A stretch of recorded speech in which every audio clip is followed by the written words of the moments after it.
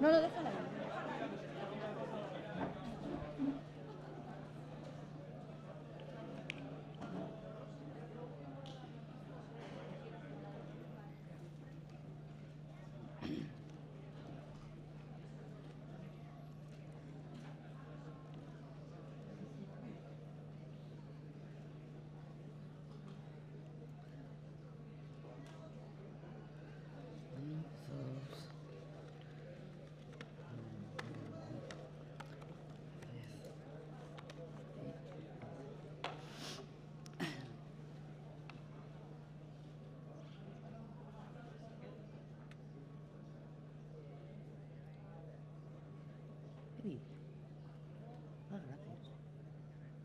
Ahora.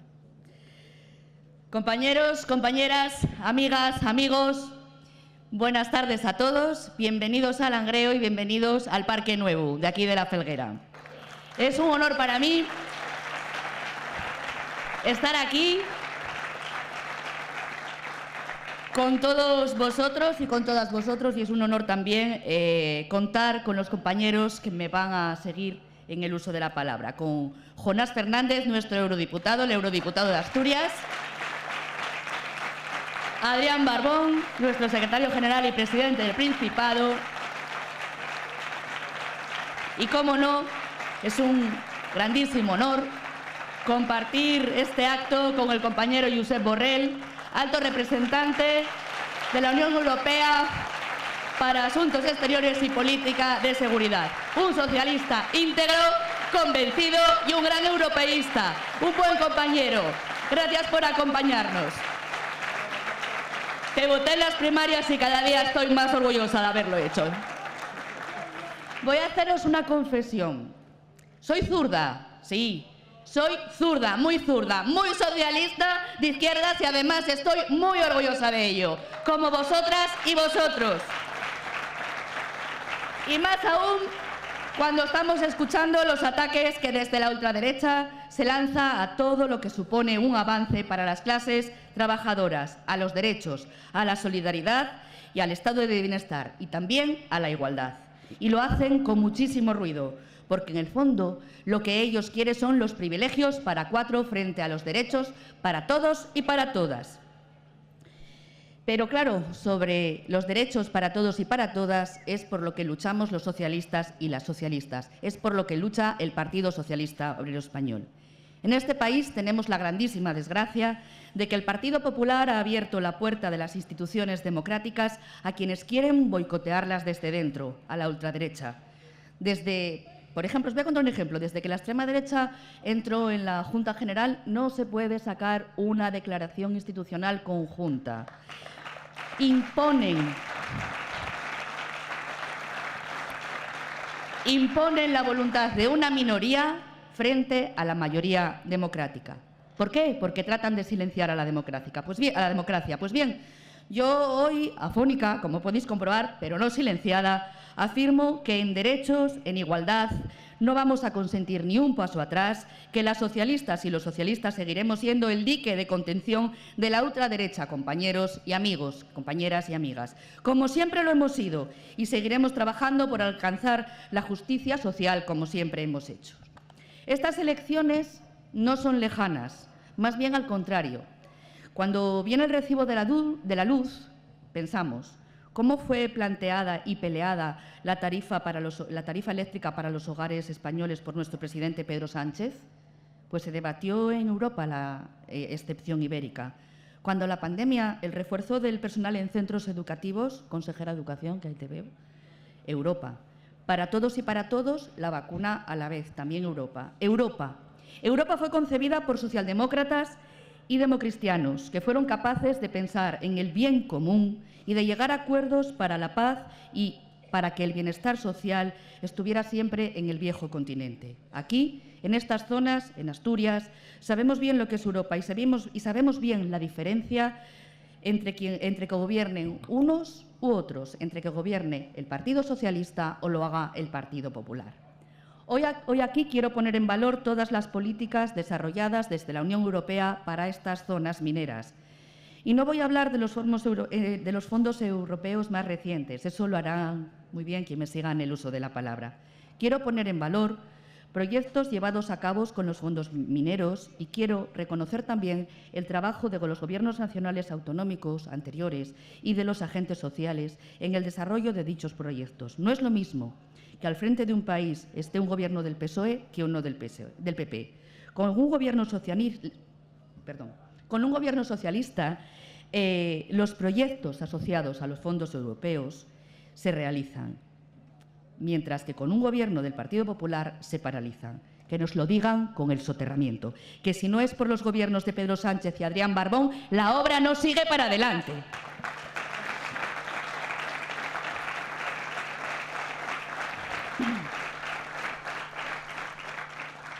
Compañero Borrell, la Asturias de ahora es una Asturias diferente a la de los años finales de los 80, años 90, que fue cuando yo te conocí porque viniste pues, a determinados actos o a inaugurar algunas cosas como comentábamos antes. Ya no es la Asturias temerosa que miraba con miedo a Escocia, a los territorios mineros de allí, en donde se habían aplicado las políticas de Margaret Thatcher, que aplastaban al movimiento obrero y a las clases trabajadoras. Hoy, gracias a haber tenido el gobierno del PSOE en Asturias y en España y a interlocutores socialistas en Europa, y gracias a la visión de luces largas y mirada a Europa de los compañeros que teníais responsabilidades en esos gobiernos, hoy Asturias es una Asturias moderna, competitiva, innovadora, con una buena calidad de vida para quienes vivimos en ella. Con una de las mejores sanidades del mundo, con una educación cuyos resultados están entre los mejores de la media de la OCDE, con unos servicios públicos potentes para todos los ciudadanos y para todas las ciudadanas, independientemente de su cuna. En definitiva, una Asturias integrada no solo en España, sino también en Europa, gracias a la visión de progreso y de largo plazo que tuvisteis los compañeros y las compañeras socialistas que nos precedisteis en el partido. Compañeros, compañeras, no se tiende a hablar de política, a hablar de avances y de progreso sin Europa. Salgamos y digamos claramente que nosotros somos quienes mejor entendemos a los ciudadanos y a las ciudadanas y sus necesidades. Expliquemos que nosotros somos lo que se ve, así somos, y que gobernamos para la mayoría social y que Europa supone progresos y mejoras. Y si tienen en su Parlamento una mayoría socialista, será mucho más fácil de lograr ese progreso y esas mejoras. El 9 de junio llenemos las urnas de puños y rosas. Os dejo con Jonás Fernández.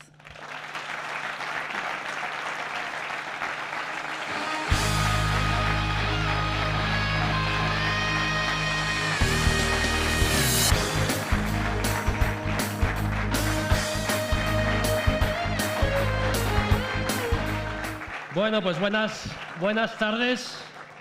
Buenas tardes a todos. Es un placer estar en Langreo en este acto al aire libre. Hay que felicitar a la organización. La verdad es que vamos de mitin en mitin, de acto en acto y todos ellos llenos, a tope y transmitiendo alegría, determinación y vocación de victoria para el próximo domingo.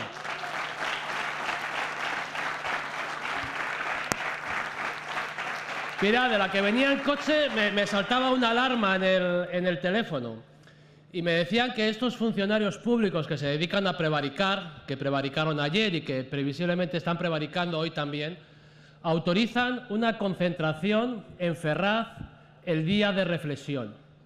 El día de reflexión, una concentración autorizada. Pues bien, la reflexión la estamos realizando durante toda la campaña, durante todos estos años de trabajo y de gobierno socialista, y el resultado lo van a ver el domingo a las 9 de la noche.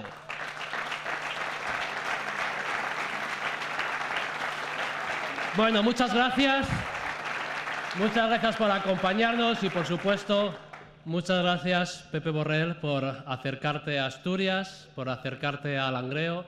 Estábamos antes con la asociación ACEM, que trabaja en la acogida de refugiados en nuestra región y en toda España. Y es un placer compartir acto, compartir día con Pepe Borrell. En fin, ¿qué podemos decir de Borrell? Recordamos, decía Mónica antes, recordábamos antes el arrase de Pepe Borrell en las primarias hace ya muchos años aquí en Asturias. Un arrastre absoluto. Y en esta tierra se te quiere mucho, Pepe, lo sabes. Se te quiere, se te aprecia, se te respeta. En fin, yo creo que en toda España y en toda Europa se te respeta y mucho. Y no hablaré en esta pequeña intervención de política exterior, de explicar lo que está ocurriendo en Ucrania o lo que está ocurriendo en Gaza. Seguro que Pepe nos ilustra mucho mejor que yo. Pero permitidme también pedir el voto en estos días y pedir el voto para aquel partido, para aquella organización, para el Partido Socialista, que está trabajando siempre por la paz, que respondió con europeísmo, con vocación de acuerdo, con solidaridad a la invasión ilegítima de Putin en Ucrania y que ahora está reconociendo al Estado palestino, apostando por los dos estados y dando ejemplo. Y en esta batalla el Gobierno de España está trabajando duro y bien, pero debemos reconocer el esfuerzo del alto representante, un esfuerzo permanente para pelear en el Consejo. Bien sabéis que hay 27 estados con 27 ministros y algunos de ellos colaboradores directos del régimen de Putin y ahora colaboradores directos también de la masacre de Netanyahu en Gaza. Y el trabajo de Pepe Borrell es infinito. Todos los que lo acompañamos en Bruselas y yo creo que todos los que vemos su trabajo desde Asturias y desde cualquier esquina de Europa sabemos reconocer y valorar tu trabajo. Muchas gracias, Pepe.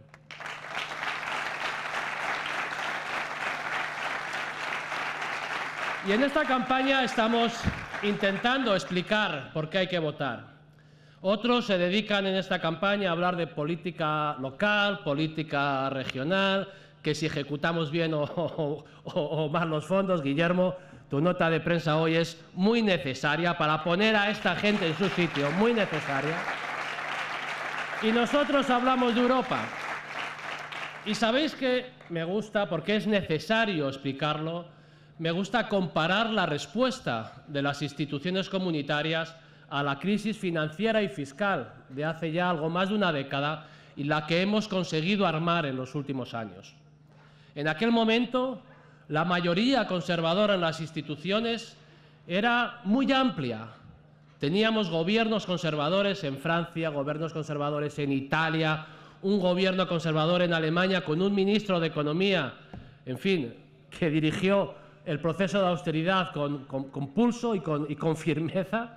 Y teníamos un ministro europeo, un comisario de Economía en Europa de la familia de la derecha, de la familia de los liberales. Y en el Parlamento el equilibrio de fuerzas, pues en fin, era a favor de la derecha. Pudimos contener algo, pero muy poquito.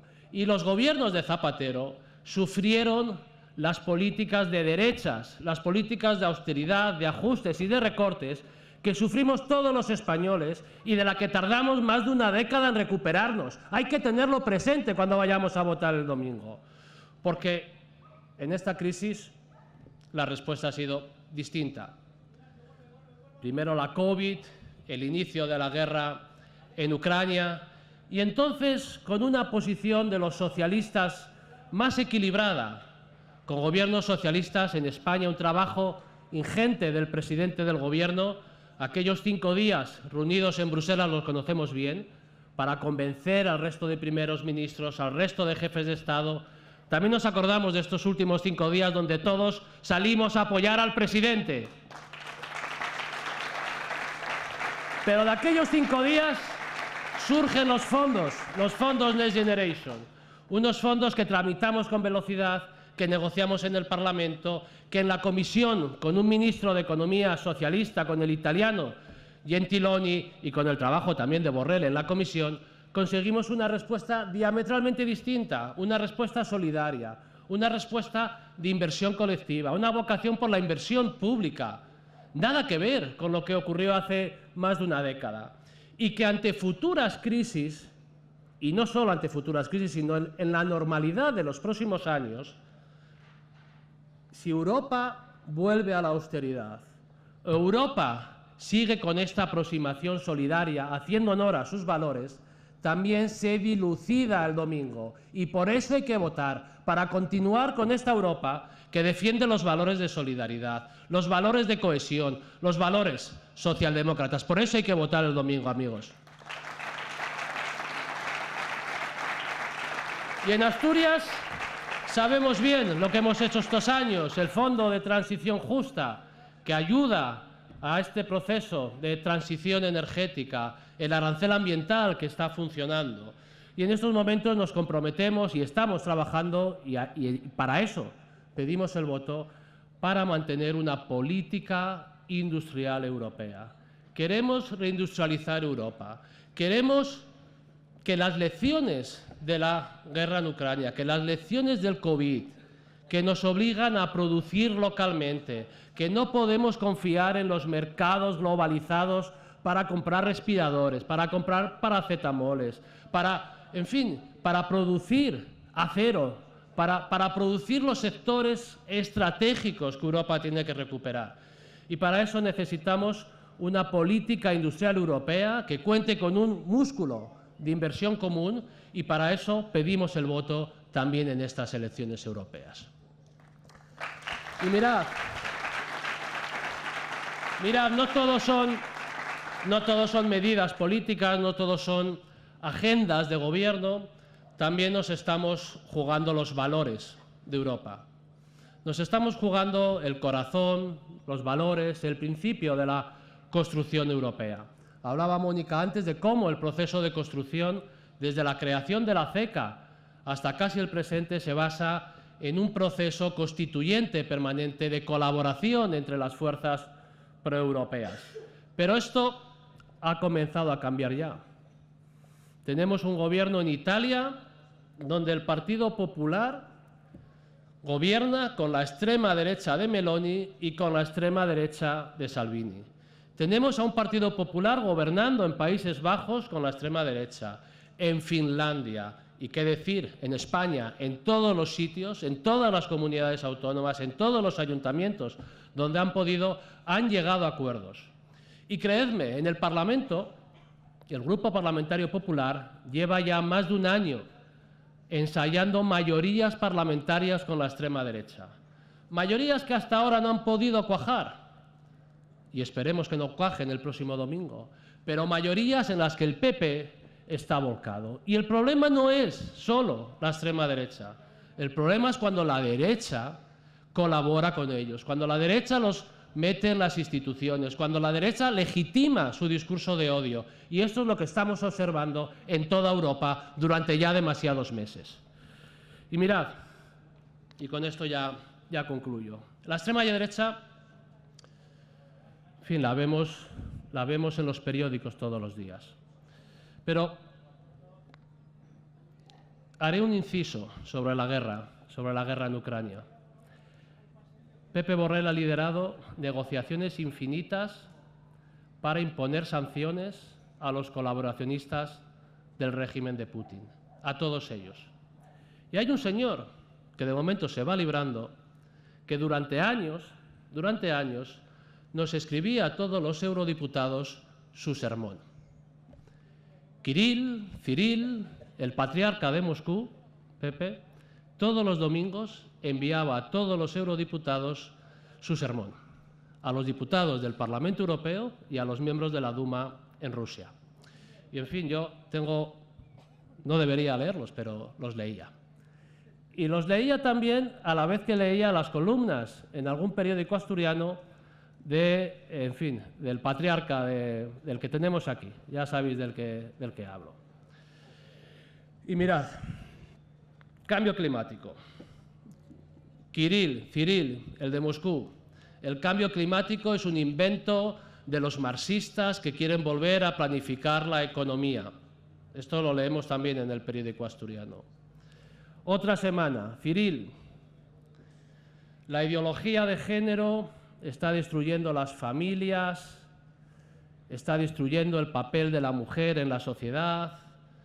En Rusia llegaron a hacer una ley, por cierto, para legalizar el maltrato a las mujeres. Decían que formaba parte de la cultura del país. La senadora que lideró eso está en la lista de las sanciones desde la invasión de Crimea, por cierto. Bueno, aquí no dicen tanto, pero obviamente la ideología de género es el fin de la familia. Refugiados, ¿qué nos decía Kirill? Pues os lo digo. Los refugiados, los inmigrantes, todos los pertenecientes a las zonas limítrofes rusas de religión musulmana amenazaban la cultura cristiana ortodoxa de Rusia. Lo escuchamos aquí también. Hace unas semanas leíamos al patriarca que tenemos aquí decir que en España no cabían más refugiados, ¿lo recordáis? Que no podían entrar todos. Cambio climático, ideología de género. Por cierto, ideología de género, ¿qué podemos decir aquí desde las cuencas cuando se inició el tren de la libertad para combatir los ataques de la derecha a la libertad de las mujeres? Pues no penséis que exagero. Frase a frase, palabra por palabra, lo que dice el patriarca de Moscú, al que Pepe y el conjunto de las instituciones europeas intentaron sancionar y que de momento se está salvando porque Orbán, porque la extrema derecha, los enemigos interiores, la extrema derecha que está en Europa, está impidiendo que pongamos sanciones contra estos discursos de odio.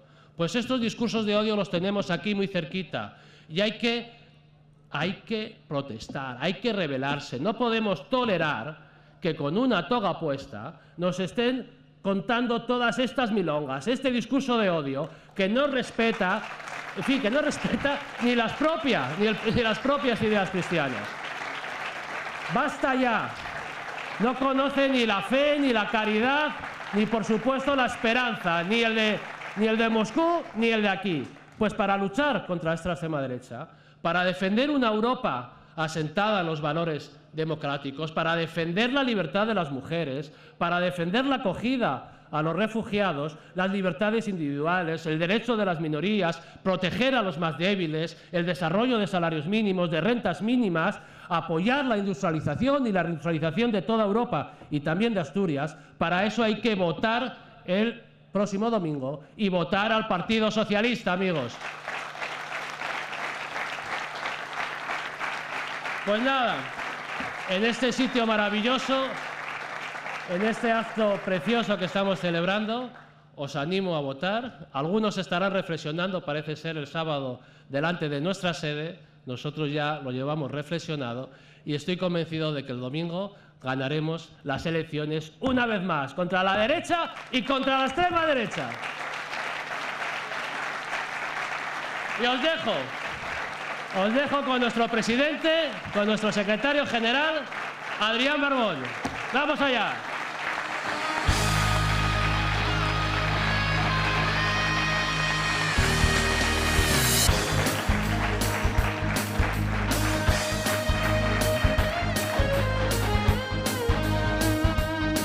Gracias, amigos y amigas.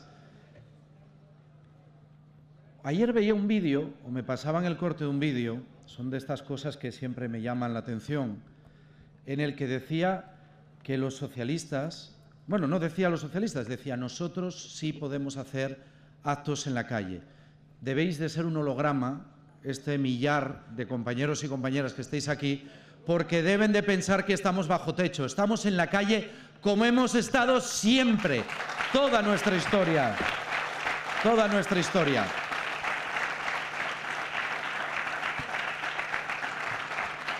Y estamos en la calle porque sabemos que cuando llegan unas elecciones hay algo más intenso incluso que el propio acto de votar, que es el significado de votar. Para ello este mitin es especial, lo hacemos en las cuencas mineras, lo hacemos en Langreo y lo hacemos además con alguien al que queremos todos mucho y muy bien, al que admiramos profundamente como es Pepe Borrell.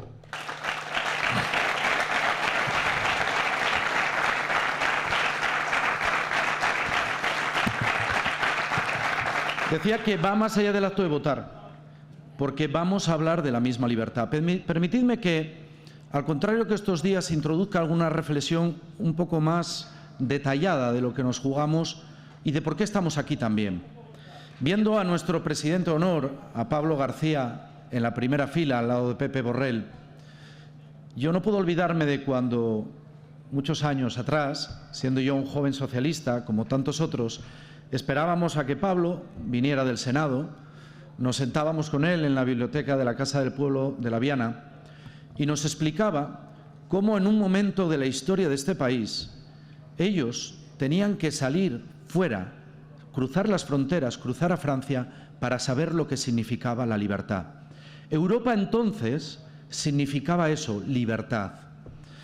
Y por eso, gente como Maricuela, a la que despedimos el otro día, o gente como Pablo García y gente como todos los veteranos del socialismo que nos han precedido, son los mejores guardianes del testimonio de lo que significa la libertad. ¿Sabéis por qué? Porque ellos saben bien lo que es la libertad, porque vivieron sin ella. Ellos nos pueden dar testimonio de lo que costó conseguir esa libertad.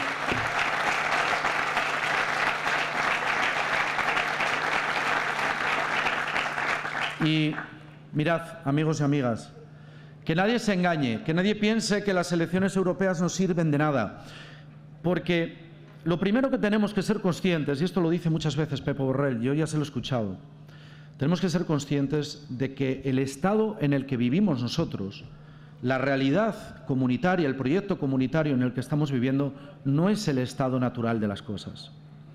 La realidad de la historia de Europa es una historia plagada de generaciones aniquiladas, casi en su totalidad, como consecuencia de las disputas territoriales y de la guerra. El proyecto europeo nace de la reflexión profunda del final de la Segunda Guerra Mundial en un intento de que nunca más la barbarie volviera a compartir una generación o llevarse por delante una generación casi entera.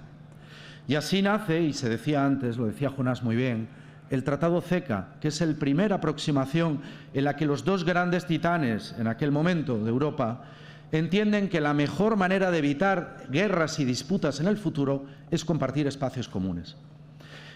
Todo este proyecto, que se consolida primero con la Comunidad Económica Europea, luego con el nacimiento de la propia Unión Europea, con lo que significó el avanzar hacia esa federalización, en esos unidos en la diversidad, ya sabéis que es el lema de la Unión Europea, se parece bastante y al mismo tiempo es diferente del lema de los Estados Unidos, que sabéis que es et pluribus unum, de muchos uno. Pero todo esto que hemos conquistado todos estos años no es un bien permanente e inmutable, no es algo que tengamos asegurado porque sí. Mirad, antes la extrema derecha en los años 30, me lo habéis escuchado muchas veces, iba de frente con el mensaje claro de que había que acabar con la democracia porque era un sistema que no les gustaba, que no les era útil a su práctica política. Hoy la extrema derecha no actúa igual. Hoy actúa como la termita que carcome el interior de la madera y que hace que cuando uno ve, por ejemplo, un mueble de madera, si lo ve en la distancia parece que está en perfectas condiciones, pero cuando se toca el mueble se desaparece, empieza a caer. Eso es lo que practica la extrema derecha. La extrema derecha es una termita para la democracia, pero lo es también para el proyecto de la Unión Europea. Porque mientras nosotros queremos más Europa, porque sabemos que cuanto más juntos estemos y fidelicemos nuestro trabajo conjunto, mejor proyecto de futuro tengamos y tendremos.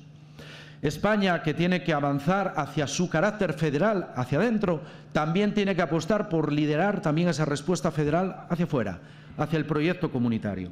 Y por cierto, Pepe, sé que está entre nosotros un gran presidente del Principado de Asturias, como es Pedro de Silva, entre el público, al que quiero saludar y agradecer su presencia, siempre discreto, pero que para nosotros es una referencia de lo que significa gobernar bien y amar Asturias, sentir los colores del patriotismo asturiano. Por eso quiero advertiros, amigos y amigas, que estas elecciones no son unas elecciones más.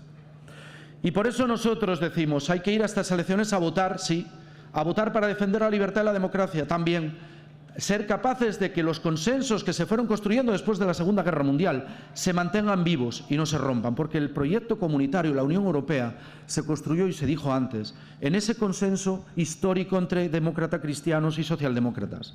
Un consenso que ahora está en riesgo, no porque los socialdemócratas queramos romper con él, sino porque los demócrata-cristianos están dispuestos a pactar con quien sea, incluso el diablo mismo, con tal de conservar el poder y conseguir el mando en la Comisión Europea. Y eso es inaceptable. Rompen consensos históricos.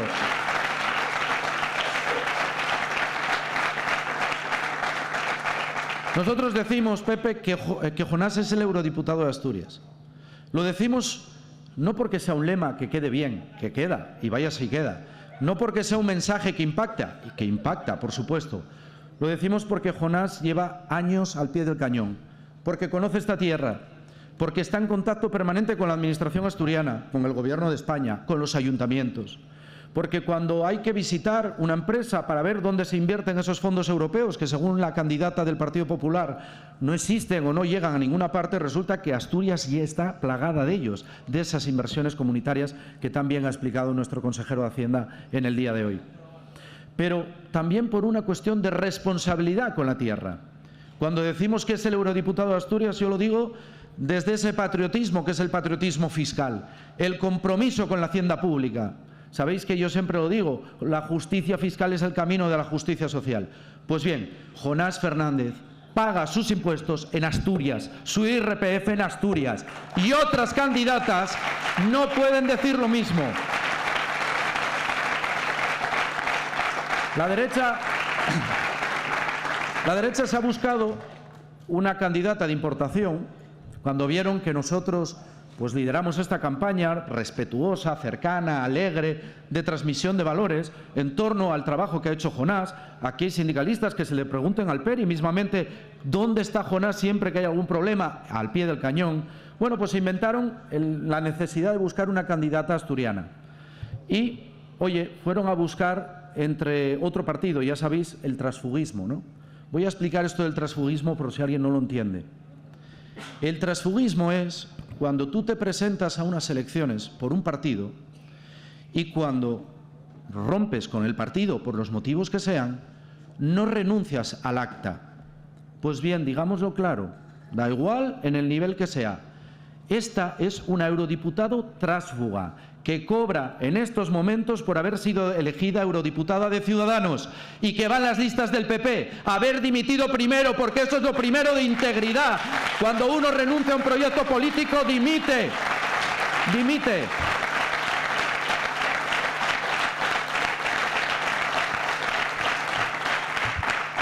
Pues bien, esta eurodiputada tránsfuga resulta que se enfada conmigo porque dice que si doy carnés de asturianía.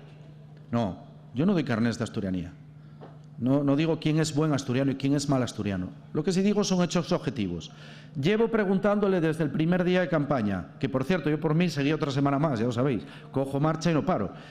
Pero llevo preguntándole desde el primer día de campaña, ¿dónde ha pagado usted los impuestos en los últimos 5 años en los que ha sido eurodiputada? ¿Dónde los paga en este momento? Y hoy intentó hacer una respuesta que sigue sin contestar a la pregunta. Y dice, no, es que yo tuve que salir fuera a trabajar. También Jonás salió fuera a trabajar y hoy, como es el eurodiputado de Asturias, paga sus impuestos en Asturias. Y ella no. Ya basta de decir tonterías. Ya basta de decir esas cosas.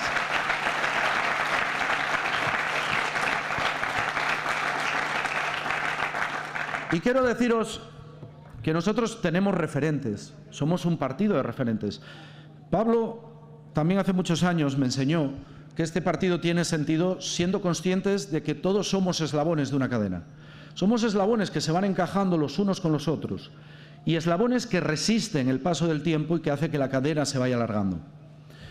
Para nosotros, tener a Josep Borrell, a Pepe Borrell, es uno de esos referentes. Yo os voy a hablar de mí, como persona, como militante, que empecé a militar en las Juventudes Socialistas cuando perdimos las elecciones generales del 96, en el partido en el año 97 al cumplir los 18 años y por tanto me tocó participar en el primer proceso de primarias que celebró el partido desde la Segunda República.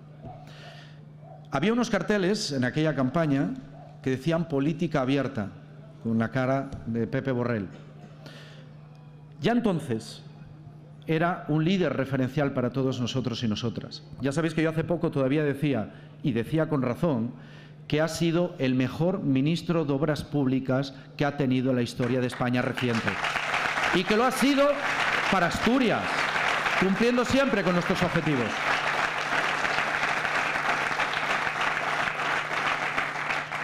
Lo hemos conocido en diferentes tareas. ¿Os acordáis en su labor como secretario de Estado de Hacienda? ¿Os acordáis de su labor como ministro de Obras Públicas? ¿Os acordáis de su labor y su dignidad como candidato a la presidencia del Gobierno elegido por la militancia por primera vez directamente?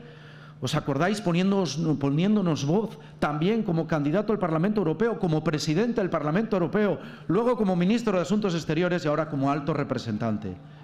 Y en todas esas tareas que ha venido representando, en todas, siempre ha demostrado algo, que es un socialista de convicciones. Y yo estoy orgulloso de decir que para mí es un ejemplo a seguir. Es un ejemplo a seguir. Y voy terminando. Le quiero decir desde aquí a los votantes, de izquierdas, que las cuencas mineras no pueden fallar en estas elecciones, que las cuencas tienen que concentrar su voto y coger la papeleta del PSOE, la papeleta en la que va Jonás, porque no hay ningún otro asturiano en puesto de salida, ninguna otra candidatura de izquierdas, y por tanto hay que concentrar todo el voto progresista y de izquierdas y ganar el PSOE las elecciones en Langreo y en las cuencas mineras el próximo domingo. Vamos a demostrarlo con nuestra fuerza. Pero me dirijo también a los votantes moderados, me dirijo a los votantes centristas, a los liberales, a todos aquellos que están horrorizados al ver que el PP se está echando en brazos sin pudor ninguno de la extrema derecha, de este PP combativo hasta el extremo en el que se pasan todos los límites y barreras. Y no puedo dejar de decir algo.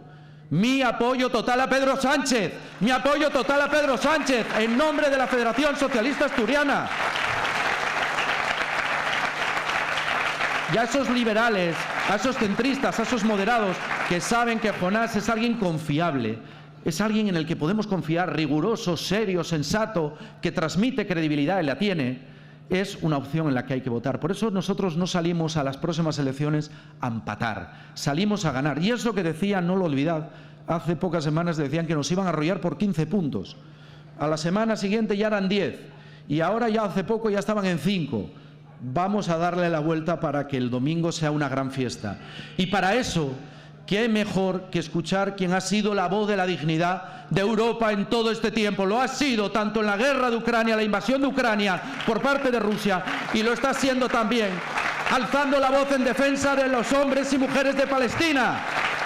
Os dejo, ahora sí, con Pepe Borrell, nuestro referente, nuestro compañero, nuestro amigo, un hombre de convicciones de ayer, hoy y siempre.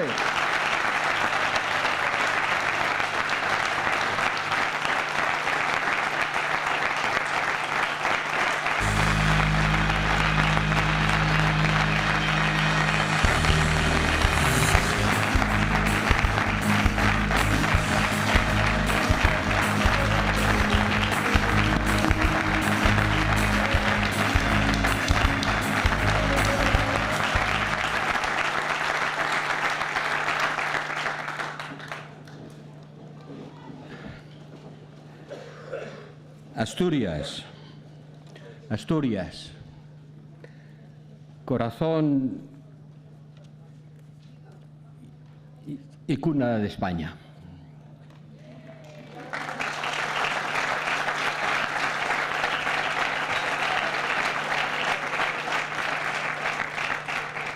Asturias es una tierra tan ligada al Partido Socialista. Lo acabo de ver en las fotografías de la Casa del Pueblo. Asturias es para mí una tierra muy querida, tanto como lo dice la canción y un poco más. Me unen con esta tierra lazos de afecto personal y también muchas experiencias vividas con asturianos amigos de corazón, disfrutando de vuestros paisajes. He pateado vuestras montañas, he navegado por vuestras costas. He disfrutado de las playas de media luna que uno podría creer que son de Hawái. Tengo aquí amigos con los que me unen las experiencias gratas de disfrutar de vuestra tierra, y quiero sintetizar a todos ellos en la figura de Pedro de Silva.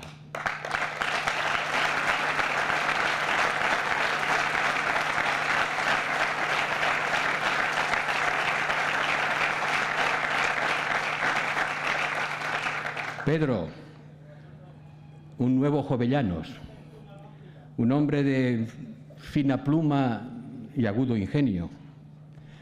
¿Te acuerdas, Pedro, de los huevos de Caleao? Cuando después de andar por las montañas todo el día, hablando y discutiendo y aprendiendo de ti, llegamos a Caleao y nos sirvieron al atardecer, mientras el sol se ponía sobre vuestros valles, los mejores huevos fritos que he comido en mi vida.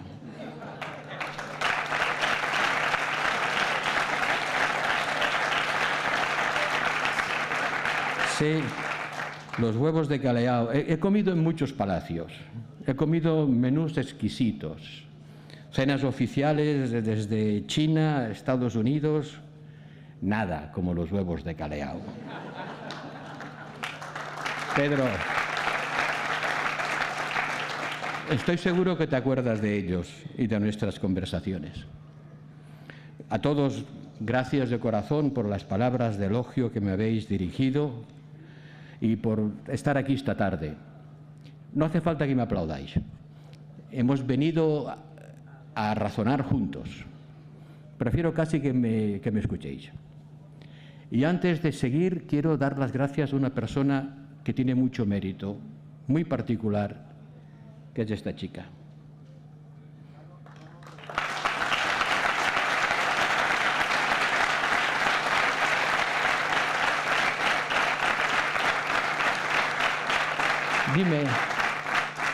Dime, ¿cómo haces para traducir en un trazo en el aire con tus dedos las cosas que decimos?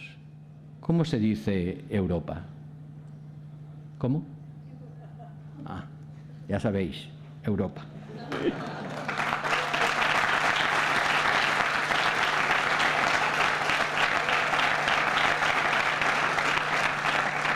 Con lo que me cuesta a mí traducir una frase al inglés y tú traduces lo que decimos con signos. Gracias también porque así todo el mundo nos puede escuchar aunque no nos oiga. Pero hoy tengo muchas cosas que contaros. De manera que no voy a ser breve. Normalmente los discursos empiezan diciendo voy a ser breve. No, no voy a ser breve. No voy a ser breve porque primero tengo que deciros que tenéis un gran eurodiputado. Y no lo digo por decirlo, porque te conocía antes de que lo fueras, cuando eras un economista que trabajaba con mi viejo amigo y ministro Carlos Solchaga. Aprendí a conocerte tu capacidad como economista y después he seguido tu trabajo como eurodiputado. El eurodiputado puede escoger entre pasar desapercibido y no dar ni golpe o trabajar mucho. Jonás es de los que escogen trabajar mucho y hacer saber a todos lo que se hace en el Parlamento Europeo, por qué se hace. Sí, tenéis un gran representante de Asturias allí. Contigo hemos discutido mucho de la disciplina fiscal, de la economía europea, de la pérdida de competitividad, de qué nos pasa en ese mundo complicado y difícil en el que nos toca vivir. Y también quiero saludar, como no, al amigo Adrián. Recuerdo que un día en la Casa del Pueblo de La Viana, ¿era en La Viana?, removiendo libros viejos, que es una de mis pasiones, yo me arruinaría comprando libros, encontramos un viejo libro de Machado. Y yo te dije, mira, Machado, hay un poema que para mí es la quinta esencia de la vida, ese poema que dice, todo pasa y todo queda, todo pasa y todo queda, pero lo nuestro es pasar, pasar abriendo caminos, caminos sobre la mar. Y abrí el libro de Machado y por casualidad lo abrí por la página de este verso. Y lo quiero recordar ahora porque sí, todo pasa y todo queda, y a mí ya me ha llegado el tiempo de pasar. Yo fui cabeza de lista en 2 elecciones europeas, que ganamos las 2, y ahora tenéis una cabeza de lista, la compañera Teresa Rivera, que es una persona conocida y respetada en Bruselas y en toda Europa por sus conocimientos de uno de los grandes temas que nos va a tocar vivir, que es el cambio climático, y que va a llevar a Europa la voz del socialismo de una manera absolutamente eficiente. Quiero expresarle todo mi apoyo y afecto a ella y, como no, al presidente del Gobierno, que he visto trabajar en Bruselas consiguiendo cosas que nos han afectado positivamente a todos. En este momento, por ejemplo, España paga la electricidad la mitad de cara que en Francia y 3 veces más barata que en Italia y la mitad también de lo que lo pagan los alemanes. ¿Por qué? Porque en ese momento Pedro, nuestro presidente del gobierno, con su ministra Teresa, consiguieron convencer, y no es nada fácil, que España era un caso particular y que no podíamos seguir teniendo el sistema de fijación de precios de la electricidad que se usa en Europa, asociando el precio de la electricidad con el precio del gas. En un momento en que Rusia estaba cortando el grifo del gas y naturalmente el precio del gas se había ido a las nubes. Y acordaros a cuánto pagábamos el megavatio hora o el kilovatio hora. Pues uno de los grandes méritos de Teresa y del presidente del gobierno fue conseguir que se aceptara que eso para España era una barbaridad y que tenían que dejarnos organizarlo de una manera diferente, la excepción ibérica que habéis hablado. Gracias a eso os habéis ahorrado mucho dinero en la factura de lo que se llama la luz, que no es la luz, es la electricidad, pero como electricidad es una palabra muy larga y no cabe en los titulares de los periódicos, dicen la luz, pero no es la luz. Es mucho más que la luz, o mucho menos que la luz, porque ahora tenemos luz en el cielo y no lo pagamos. Es mucho más, es la fuerza que mueve las fábricas, lo que nos calienta, la que permite a un país vivir, por cierto, lo que están destruyendo los rusos en Ucrania, donde el 70% del sistema eléctrico ha sido destruido a bombazos, con la intención de dejarles a oscuras en el frío y la noche, en un país donde hace mucho frío, os lo puedo decir, y donde en invierno las noches son muy largas. Querido Adrián, tú has dicho una cosa por la que creo que te voy a cobrar patentes, porque lo he dicho yo también muchas veces, que es que los impuestos son el precio de la civilización. Yo no sé cómo son los impuestos en Asturias, no sé si eso del infierno fiscal del que se habla tiene algún sentido, creo que no, pero lo que estoy convencido es que en Asturias y en todas partes los impuestos es lo que permite a una sociedad civilizada funcionar.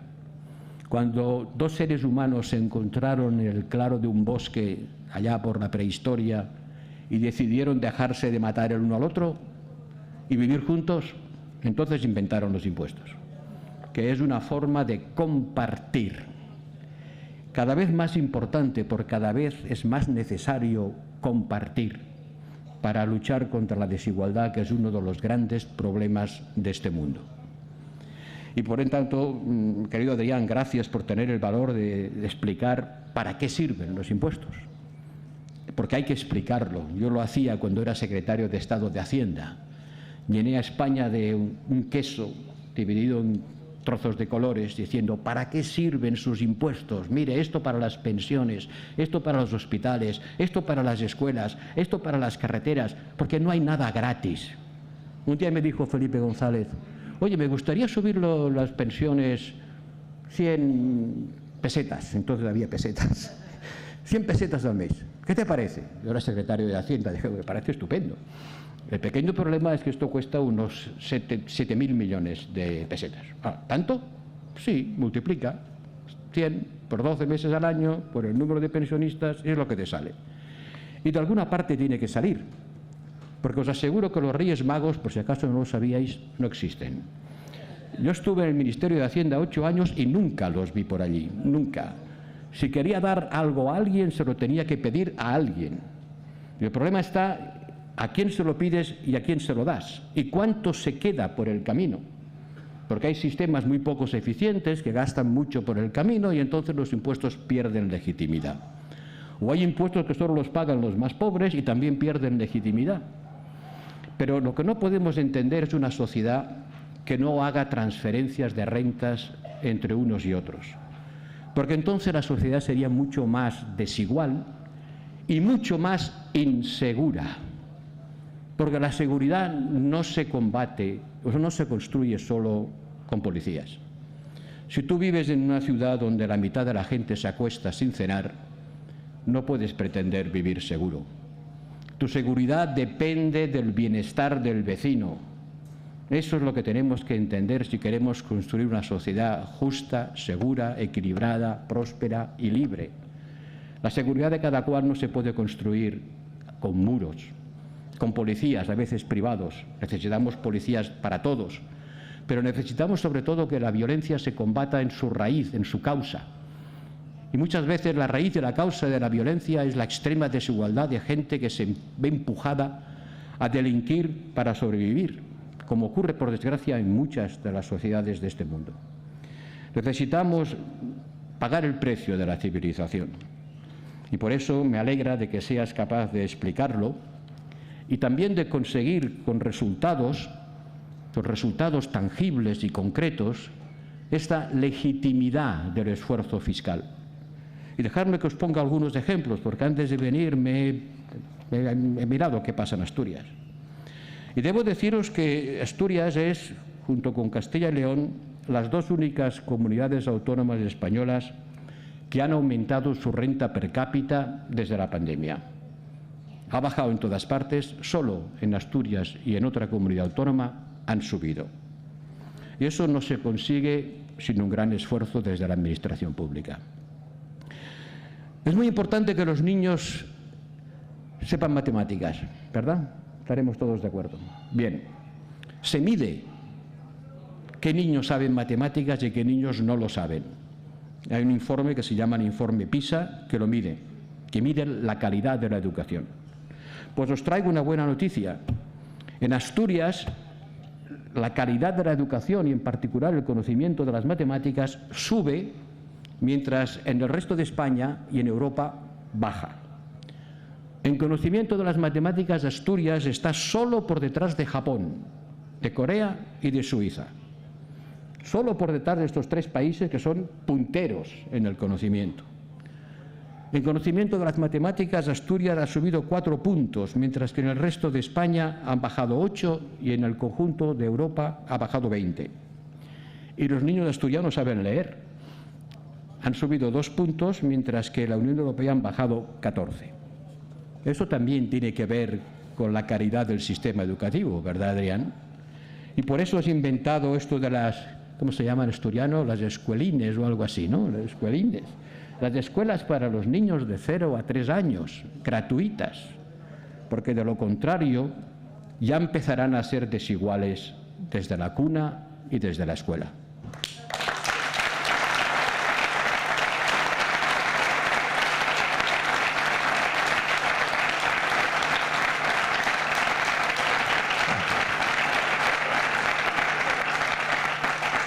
Pero bueno, vosotros diréis, pero este hombre no había venido aquí a hablarnos de Europa. Esto también es de hablar de Europa. Esto también es hablar de Europa. Pero voy a entrar de lleno en la cuestión de Europa. Hace 2 días, estaba en Singapur, que no está precisamente al lado, y a la vuelta, como el viaje es muy largo, unas 14 horas, pues uno ve películas, cosa que no hago normalmente. Vi 2 películas en el viaje. Una era El maestro que prometió el mar. ¿La habéis visto? Preciosa, ¿verdad? Es la historia de un maestro de la República que fue a un pequeño pueblo del Pirineo aragonés, pequeño pueblo con 4 alumnos, y a mí me emocionó ver los pupitres de madera, esos viejos pupitres de madera biplazas, que se abrían así para guardar los libros dentro, porque eran los pupitres en los que yo fui a mi escuela en mi pueblo. Y ese maestro prometió a los niños que les llevaría a ver el mar. Pero luego vino el julio del 36 y no pudo llevarles al mar. Y fue una de las muchas víctimas de esa tragedia que empezó a vivir España. Y cuando vi esa película,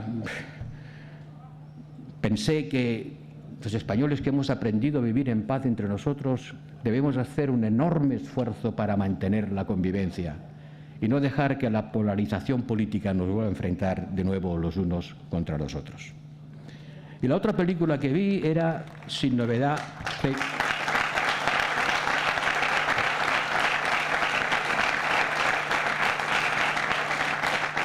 Y la otra película que vi se llamaba Sin novedad en el frente. Una película tremenda sobre la Primera Guerra Mundial y las matanzas terribles de los jóvenes soldados europeos empujados a matarse los unos a los otros a golpe de bayoneta en medio de una de las mayores carnicerías que vivió el mundo. Millones de muertos, millones de muertos. Una película terrible que creo que se debería proyectar en las escuelas para que los jóvenes de hoy, los niños de hoy entiendan que la paz no es el estado natural de las cosas. La paz no es lo normal. No, esto no lo aplaudáis, por favor, porque es una mala noticia. Es una mala noticia que la paz no sea el estado natural de las cosas. Y nosotros, los europeos, hace 70 años que hemos dejado de matarnos entre nosotros. Y esto es un éxito extraordinario que no valoramos suficientemente porque hemos olvidado nuestra historia. Y sobre todo los jóvenes de hoy, ninguno de vosotros, ningún joven europeo de hoy teme que le den una bayoneta para ir a matar a su compañero de Erasmus del curso pasado. No, porque ya confraternizan, ya se comparten idiomas, novias, novios, porque se comparte la vida y porque hemos aprendido a vivir juntos superando los antagonismos de la vieja historia imperial de uno contra el otro. Y eso, creerme, en el mundo de hoy, donde hay tanta guerra, tanto odio, tantas matanzas, tanta gente que muere todos los días, y yo lo he visto de cerca, el que podamos vivir en paz dentro de cada país de Europa y entre nosotros es algo que tendríamos que estar celebrando todos los días. Y eso se ha hecho gracias a la Unión Europea. No sé qué hubiera sido de los países europeos si no hubiésemos decidido juntarnos para hacer la guerra imposible entre nosotros. No, la paz no es el estado natural de las cosas. Por eso os he hablado de dos películas que hablaban de las guerras de ayer, porque la mejor manera de construir la paz de mañana es recordar las guerras de ayer, porque quien pierde la memoria está condenado a repetir los errores del pasado. Y yo he visto muchos de estos errores. Y yo he visto de cerca demasiados muertos. Los he visto en Ucrania y no los he visto en directo en Gaza, pero sé que los hay. Y en otros muchos sitios de los que no se habla, de los que no salen en ningún periódico, de lo que está pasando en África, donde los muertos se cuentan por decenas de miles, en Sudán, en Somalia, en Etiopía, en Eritrea, en el Sahel y en tantos lugares del mundo, donde a veces no es la guerra entre estados, sino la violencia en el interior de la sociedad, los gangs del crimen organizado, los que viven del tráfico de drogas, que destruyen países enteros, destruyen a través de la corrupción y la inestabilidad política un sistema que permite funcionar a la sociedad y a la gente vivir juntos. Y la gente huye cuando corren el riesgo de que te maten, simplemente por salir a la calle. Y eso ocurre en muchas partes del mundo, no afortunadamente aquí en Europa. Celebrémoslo. Y mantengamos nuestra unidad e intentemos ser en el mundo una fuerza de paz. Y lo digo porque a veces algunos me critican diciendo que al apoyar a Ucrania yo estoy buscando la guerra. No tengo ninguna ganas de apoyar ninguna guerra y ojalá que mañana hubiera paz en Ucrania. Los que más quieren la paz en Ucrania son los ucranianos, os aseguro. Esos sí que quieren la paz, porque soportan todos los días bombardeos, sus jóvenes van al frente, el país está siendo destruido y solamente pueden defenderse gracias a que nosotros les suministramos las armas para que lo puedan hacer. Yo estuve en Ucrania, en la línea del frente, en Donbass, unos días antes de que empezara la guerra. Y el primer ministro de Ucrania me dijo, oye, nos van a invadir, porque hay 150.000 hombres armados hasta los dientes al otro lado de esta frontera. Y cuando nos invadan, ¿qué vais a hacer los europeos? Yo sé que los jóvenes asturianos no irán a morir por Kiev, no, ni lo esperan. Pero ¿nos vais a dar las armas para que nos podamos defender frente a un enemigo que tiene muchas más que nosotros? Y entonces debo reconoceros que no fui capaz de darle una respuesta, no lo sé. No sé qué van a pensar y decidir los 27 Estados miembros. Pero afortunadamente, cuando los primeros tanques rusos empezaron a entrar en Ucrania, decidimos ayudarles, cosa que no hicimos cuando invadieron Crimea, porque pensamos que era inútil, no podían resistir. Pero sí, esta vez sí han podido resistir. Putin pensaba que la guerra iba a durar 2 semanas. Y llegó a 8 kilómetros del Parlamento de Ucrania, a 8 kilómetros, es decir, a 10 minutos. Y yo he visto los tanques rusos reventados uno tras de otro a 8 kilómetros del Parlamento, un poco más, y llegan e instalan en Kiev un régimen títere como el que tienen en Bielorrusia, y la sociedad ucraniana hubiera sabido lo que es ser aplastada por una ocupación de un país exterior, como ya lo fueron muchos antes cuando el Imperio Soviético. Sí, les ayudamos a resistir y están resistiendo. ¿No les ayudamos lo bastante? Probablemente no. Yo creo que hay que hacerlo más y más a prisa, sabiendo que eso tiene un coste. No os voy a engañar. Ayudar a Ucrania se paga con vuestros impuestos también. No solo pagáis las escuelas y los hospitales, también pagáis para ayudar a Ucrania. Y cuando alguien me dice, hay que dejar de apoyar a Ucrania y la guerra se va a acabar, digo, sí, tienes razón. Si dejamos de ayudar a Ucrania, la guerra se va a acabar en una semana. ¿Por qué? Porque no van a poder seguir luchando, porque no van a tener municiones, porque no van a tener las armas necesarias para defenderse y van a morir hasta que no puedan más. En una semana se acaba. ¿Pero cómo se acaba? ¿Pero cómo se acaba? Pues se acaba con la rendición, se acaba con Kiev ocupado, se acaba con el ejército ruso en las fronteras de Polonia, se acaba con un país dominado, se acaba con Rusia controlando el 40% del mercado mundial de cereales, y no es broma. Y se acaba con Putin diciendo, si me ha salido bien una vez, ¿por qué no lo pruebo otra? ¿Y quién será el siguiente? Por lo tanto, no, yo no quiero que la guerra se acabe así. Yo quiero la paz tanto como el que más. Pero también creo que la gente tiene derecho a defenderse cuando le invaden y que tenemos un deber moral con el pueblo de Ucrania que lucha por su libertad y su integridad territorial.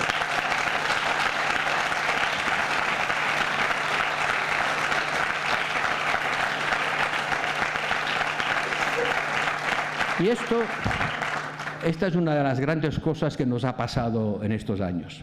Acordaros que tuvimos una pandemia, ¿os acordáis? Cuando íbamos todos con mascarillas y las calles estaban vacías, no había nadie. Yo he visto Bruselas vacía desde la oficina de mi despacho, como si hubiera caído la bomba termonuclear. No había nadie en la calle, todos asustados, los hospitales llenos.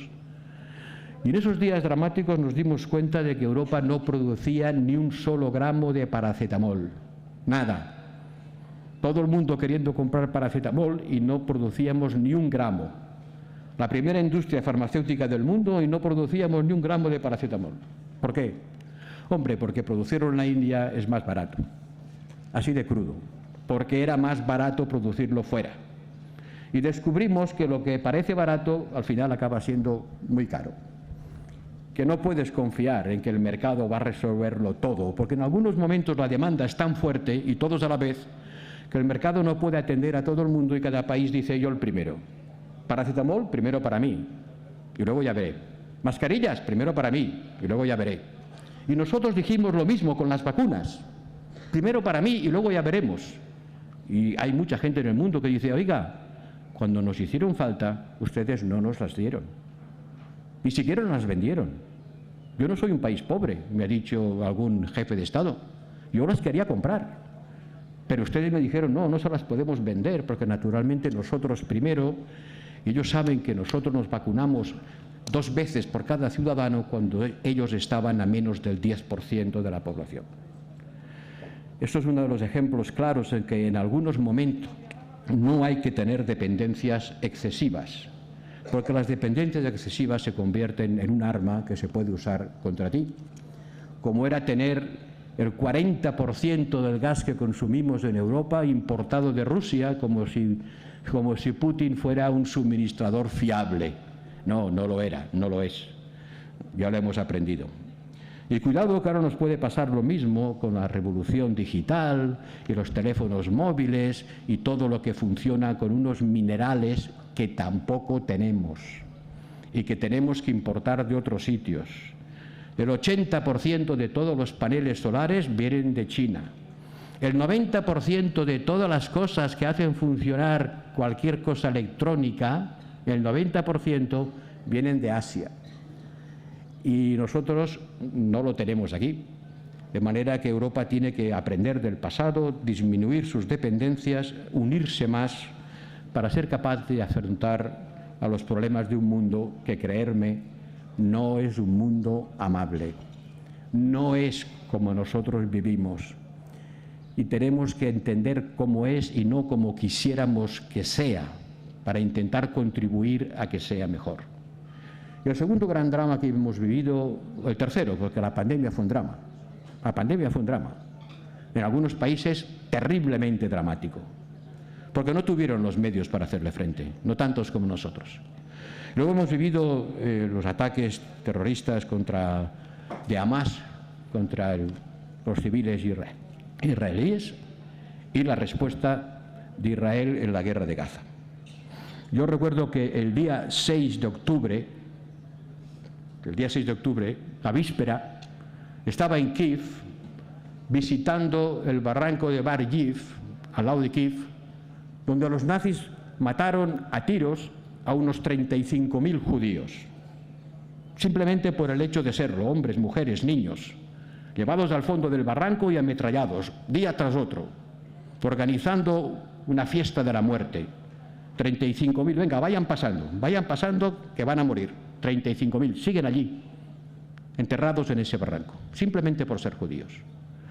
Por lo tanto, toda mi simpatía por el pueblo judío, que ha sufrido enormes persecuciones a lo largo de la historia, quizá como ningún otro, y ha sufrido aquí en Europa las mayores persecuciones simplemente por una cuestión de identidad, cosa que nos parece repugnante e incomprensible, que podamos decidir exterminar a un grupo de seres humanos porque pertenecen a una categoría determinada. Eso ha pasado a lo largo de la historia. Y la comunidad internacional decidió que ese pueblo judío tenía derecho a tener un Estado, una tierra en Palestina, y ese Estado tiene derecho a defenderse cuando le atacan, y por lo tanto la primera cosa que tengo que decir y repetir aquí es la condena absoluta al terrorismo que sufrió el pueblo de Israel ese día 7 de octubre.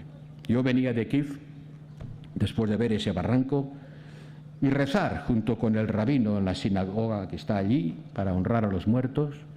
Llegué a mi casa a Bruselas medio muerto, porque para llegar de Kiev a Bruselas pues es un poco complicado, y dije, ¡ay, qué bien! Mañana es sábado y voy a poder dormir.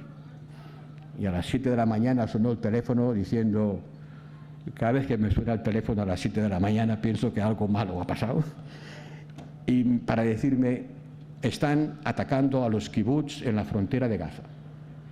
Y poco tiempo después vimos que no era un ataque cualquiera, que ya iban por más de 1.000 muertos, en una orgía absolutamente condenable que sufrió el pueblo de Israel, un verdadero shock que le llevó a una respuesta militar defendiéndose, pero debemos decir que el derecho a la defensa, como todos los derechos, tiene un límite.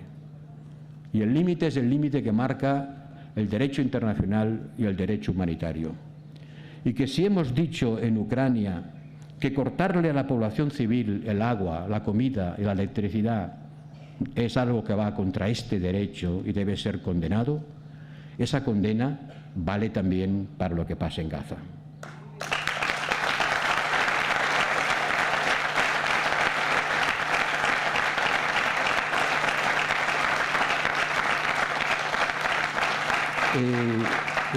Y yo sé que cuando digo estas cosas inmediatamente surge la acusación de, bueno, usted está contra el pueblo judío, no está contra Israel. No, en absoluto.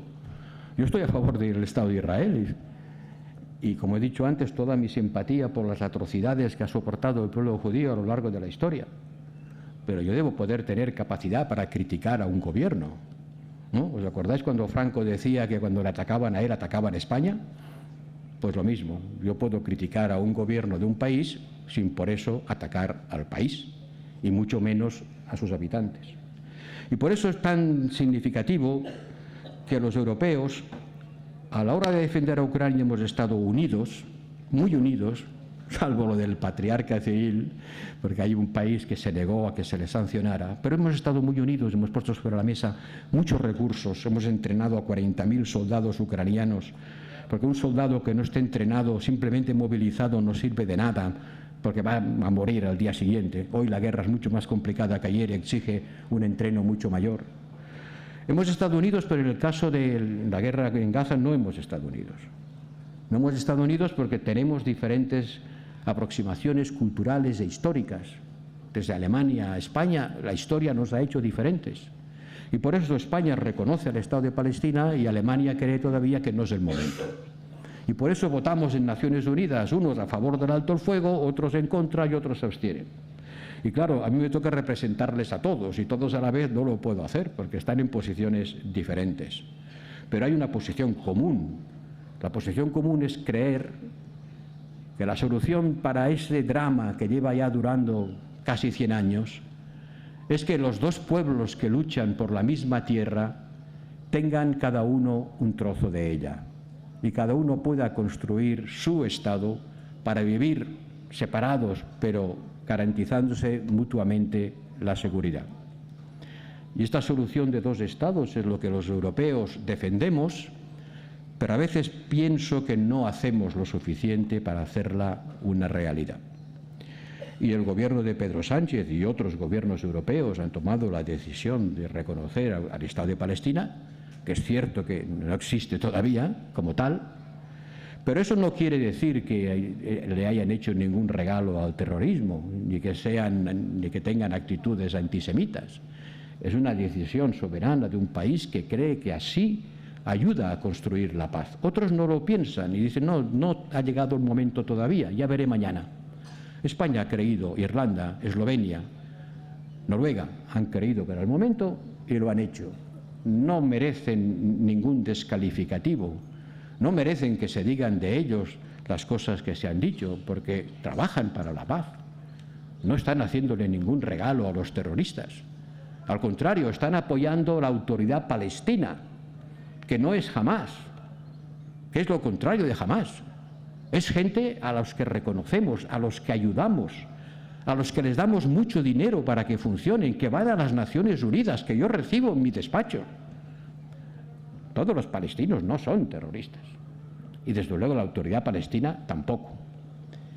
Y desgraciadamente, como muchos líderes europeos han dicho antes que yo, esa guerra tiene que acabar porque el precio en vidas humanas es demasiado alto para estar justificado. Sé que eso es un terreno minado, porque hay demasiada pasión, hay demasiada falta de empatía mutua, los dos lados se reprochan el uno al otro cosas tremendas y es muy difícil que se pueda tener una aproximación objetiva, neutral, y sin embargo hay que intentarlo. Hay que demostrar empatía por los sufrimientos de unos y de otros y buscar un camino para la paz que tiene que empezar con la propuesta del presidente Biden. Supongo que por apoyar al presidente Biden no me van a tachar de antisemita, ¿verdad? Es el presidente de Estados Unidos el que ha hecho una propuesta que debe permitir construir la paz entre esos dos pueblos que luchan por la misma tierra. Y yo estoy en ello, pero señalando las cosas que pasan que no debieran pasar. Que no debieran pasar porque si cuando algo está en contra del derecho internacional hay que denunciarlo, pase donde pase. Porque de lo contrario nos van a acusar de tener dos varas de medir. Nos van a acusar de decir una cosa en un sitio, otra cosa diferente en el otro. Y perderemos credibilidad.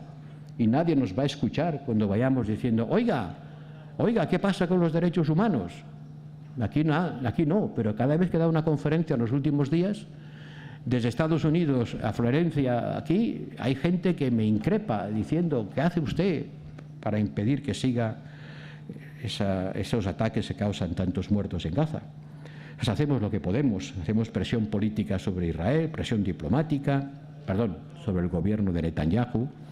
Israel es una cosa y su gobierno es otra. Intentamos dar ayuda humanitaria a esa gente que está sufriendo una verdadera hambruna. Pero el problema no es, sí es el problema, la ayuda humanitaria a centenares de miles de personas en la más absoluta desgracia. Hay que hacerlo y es lo urgente. Pero hay que empezar a pensar de qué manera resolvemos este problema, porque si no se repetirá otra vez. Yo estuve en Gaza en el año 2008, cuando ya fue una vez casi destruida.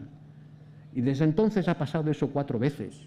Y este problema no tiene solución militar, no se va a resolver por la fuerza. Tiene que ser a través de una negociación política que conduzca a una solución que permita a cada uno tener su trozo de tierra y construir su Estado. Y yo sé que eso es difícil. Sé que eso es difícil, más difícil hoy que hace 30 años. Hace 30 años que se llegó al primer acuerdo para hacer eso.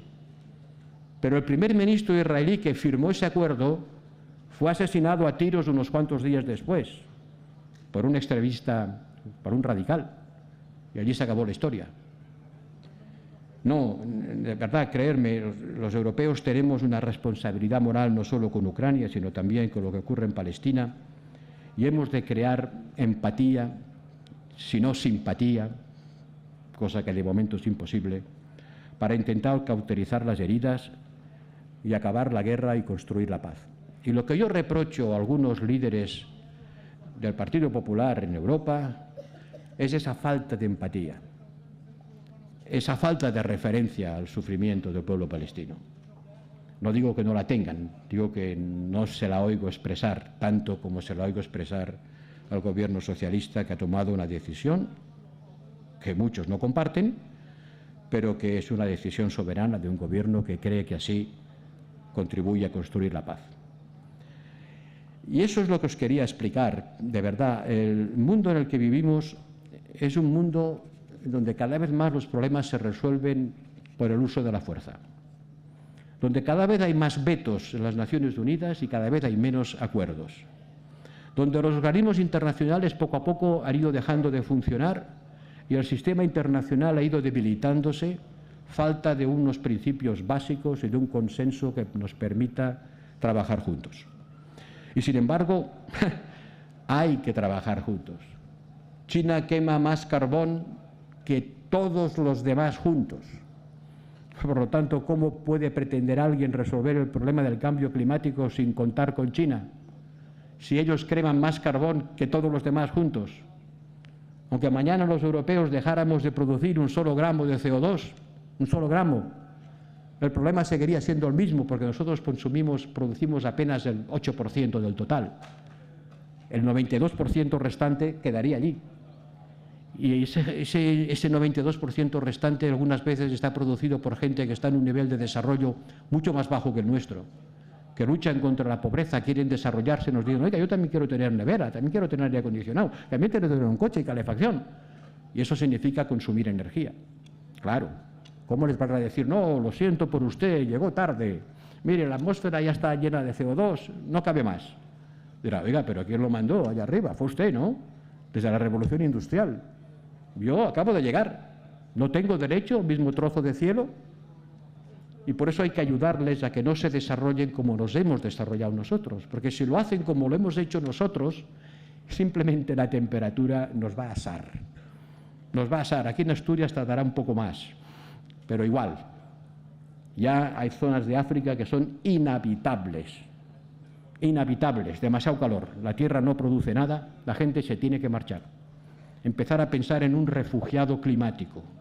Alguien que huye de un cambio del clima que le impide vivir en su tierra. No porque haya una guerra, que también, sino porque simplemente allí no se puede vivir.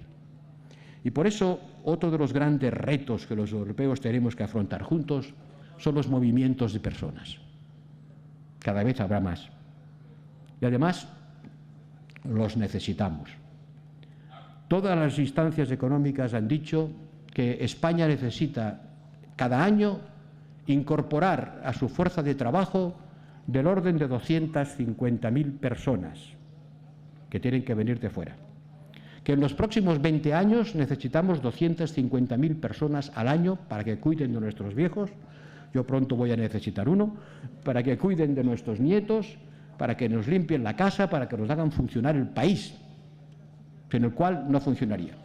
Por lo tanto, yo tengo que decir que el discurso de menos moros y más muros, ese discurso de rechazo al otro, es un discurso que puede caer simpático a alguien en función de su experiencia personal, pero así no vamos a ninguna parte. Porque primero necesitamos a eso que despectivamente se llama los moros, que son seres humanos como nosotros, aunque tengan otra religión, y no vamos a ser capaces de construir muros suficientemente altos para aislarnos del resto del mundo y ser una isla de prosperidad en medio del malestar de los demás. Eso olvidarlo, eso no va a pasar. Hemos de comprometernos en su desarrollo para que ellos puedan vivir en su tierra, desarrollarse allí como nosotros lo hemos hecho aquí, pero necesitamos una aportación de sangre joven, porque desgraciadamente nuestros hijos no nos hacen abuelos. Y sí, ya sé que eso de reproducirse sería la solución alternativa, pero reproducirse lleva algunos trámites. Quiero decir que no es una solución mágica que podamos aplicar mañana. Somos una sociedad que envejece. Toda Europa envejece. Y si queremos sobrevivir necesitamos gente que venga a complementar nuestra demografía declinante. Pero hemos de hacerlo de una manera ordenada, regular, para evitar que mueran ahogados en el mar o perdidos en el desierto. A los del mar los vemos, a los del desierto ni siquiera los vemos, pero también mueren intentando atravesar el Sahara. Hay que hacer un enorme esfuerzo de generosidad para entender las raíces del problema de la emigración y demostrar generosidad humana y también servir a nuestro propio interés. Yo creo que el discurso de menos moros y más muros que está vendiendo la extrema derecha en Europa y que está comprando la derecha tradicional es un mal discurso. Señala un problema pero no aporta ninguna solución. Y la solución tiene que venir de la mano de un internacionalismo que el socialismo ha practicado porque está en sus genes. El socialismo tiene una dimensión internacional, recordaros la internacional socialista y la solidaridad de los trabajadores del mundo. Tendremos ocasión de probarlo y demostrarlo, y para eso nos hacen falta gente como tú, Jonás, en el Parlamento Europeo. No creáis que el Parlamento es un sitio donde solo se va a charlar. El presupuesto de la Unión lo aprueba el Parlamento Europeo. Y vais a aprobar quién vaya a ser el próximo presidente o presidenta de la Comisión Europea. Que a mí, naturalmente, me gustaría que fuera un socialista o una socialista. Porque yo creo que para dirigir Europa hace falta poner algunas exigencias.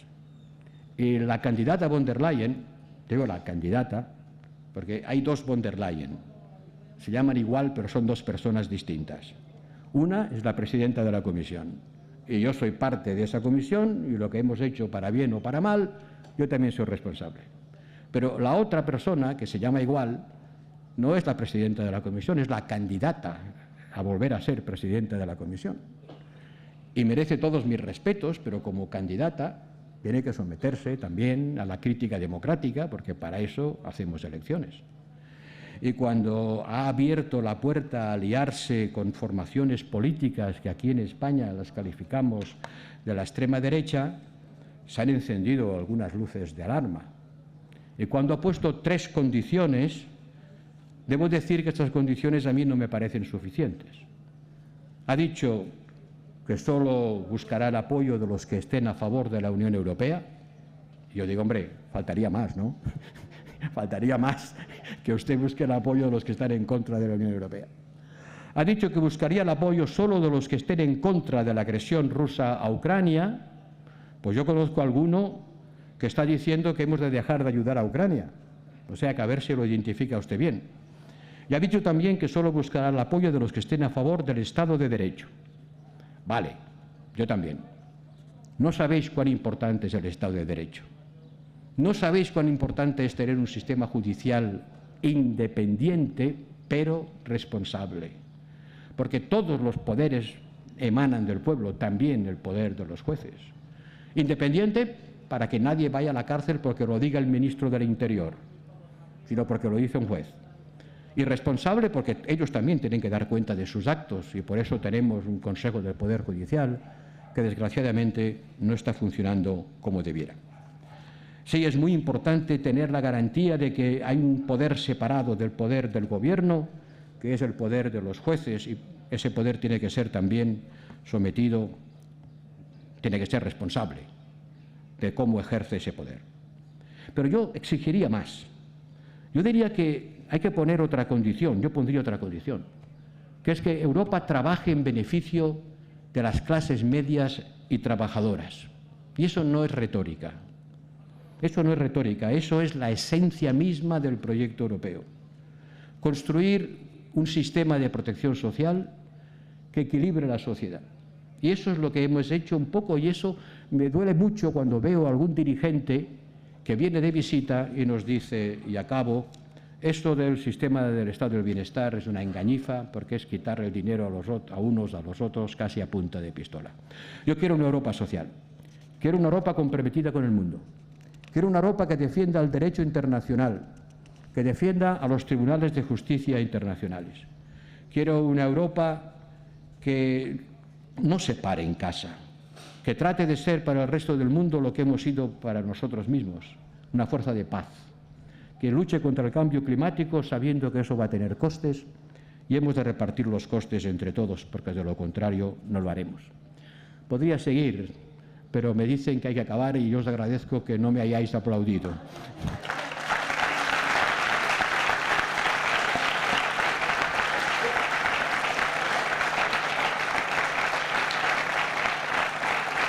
Gracias. Muchas gracias y a votar.